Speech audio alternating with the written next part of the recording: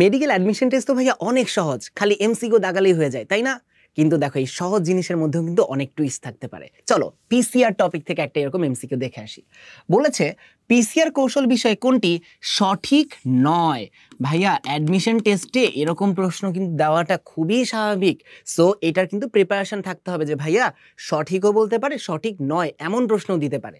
তাহলে দেখো পিসিআর মানে কি ভাইয়া, যেখানে সহজ কথা আমরা দুইটা কাজ করতে পারি। একটা কি মেইনলি যেটা করি, আমরা কোষের বাহিরে একটা টেস্ট টিউব নিয়ে, ধরো একটা ডিএনএ খণ্ড আছে, আমি সেখানে অনেকগুলা ডিএনএ খণ্ড বানাবো, সেটাই হলো পিসিআর। কিংবা আমরা চাইলে কি করতে পারি, যেমন করোনার সময় করা হয়েছিল আরটিপিসিআর। লাইক তুমি এখানে কি করবা, তুমি আরএনএ নিয়ে সেখান থেকে কমপ্লিমেন্টারি ডিএনএ বানাবা, সেই ডিএনএ কি তুমি অনেকগুলা ডিএনএ বানাবা। সো কাইন্ড অফ এটা হলো পিসিআর এর অ্যাপ্লিকেশন। তাহলে এখানে কি করা যায় ভাইয়া, ভাইরাল রোড নির্ণয় করা যায়। জি ভাইয়া দেখো, আমাদের যেই পরিমাণ ধরো ভাইরাস, চিন্তা করো করোনার ক্ষেত্রেই ধরো যেই পরিমাণ আরএনএ তুমি পেয়েছো, তুমি কিন্তু সেখান থেকে বুঝতে পারবা যে না আসলে কি পরিমাণ ভাইরাস বা কি পরিমাণ আছে, তো আলটিমেটলি লোড নির্ণয় করা যাবে। এটা কিন্তু আসলে ট্রু।